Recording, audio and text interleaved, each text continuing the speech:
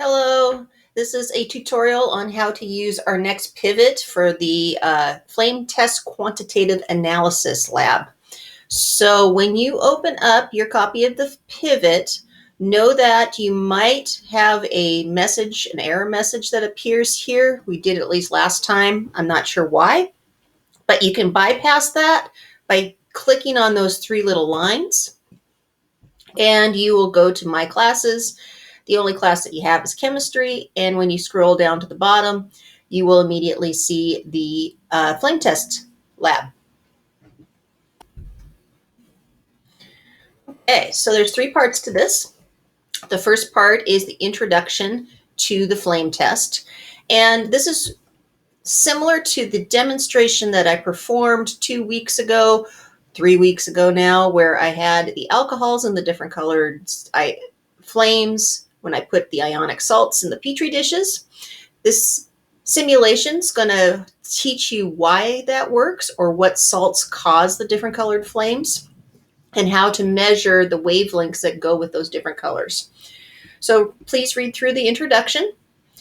There's a video down here for you to play with. You're going to want to change the ionic salt, or the ionic compound, by hitting change. You'll notice that there's lithium chloride and strontium chloride. You'll notice that what's changing here is the first name in the compound, and that name in the compound is the metal or the metallic ion in the compound. So I'll give you that answer. The things that are changing are the metals. You can also check your periodic table for that. When you load the compound and you play the simulation, you'll notice that there's a Bunsen burner flame. What will happen is the ionic compound will be first burnt in the flame, and you will see that color just like we did in that demonstration a couple weeks ago. They're going to add what's called diffraction grading, and you're going to get these subtle lines that appear here. And you'll see those lines appear as well. You might have one line, you might have more than one line.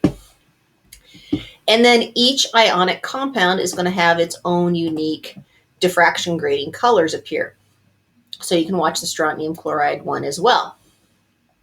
After you do that, there's one more question to answer, and then you can move on to part 2. In part 2, it's going to be the same type of simulation, but this time you're going to have a tool. You click here, and the tool that appears is the wavelength ruler.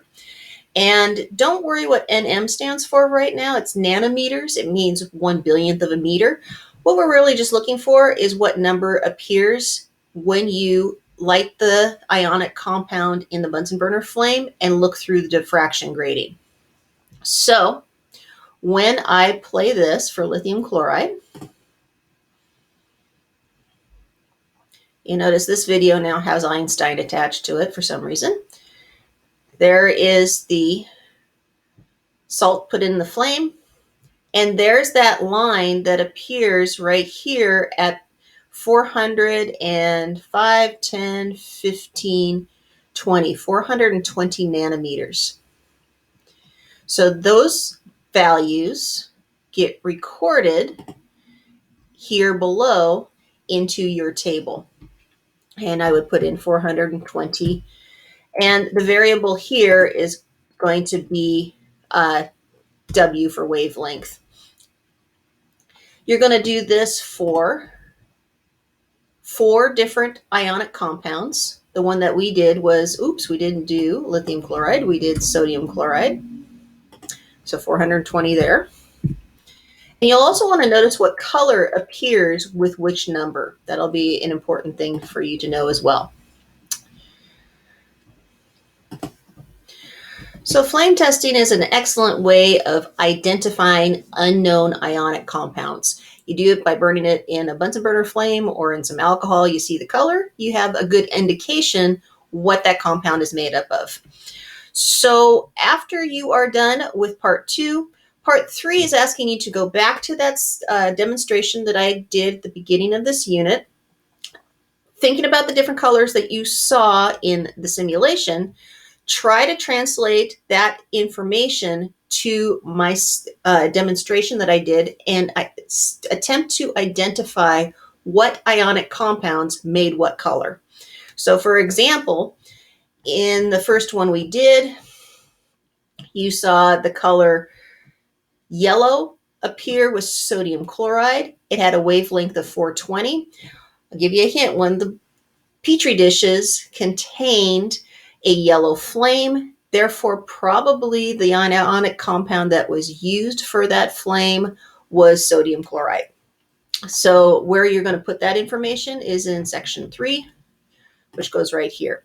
You will find a link to that demonstration right here on this site or on the page that contains this tutorial.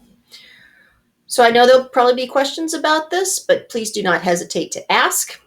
Thank you for your attention. Have a great day.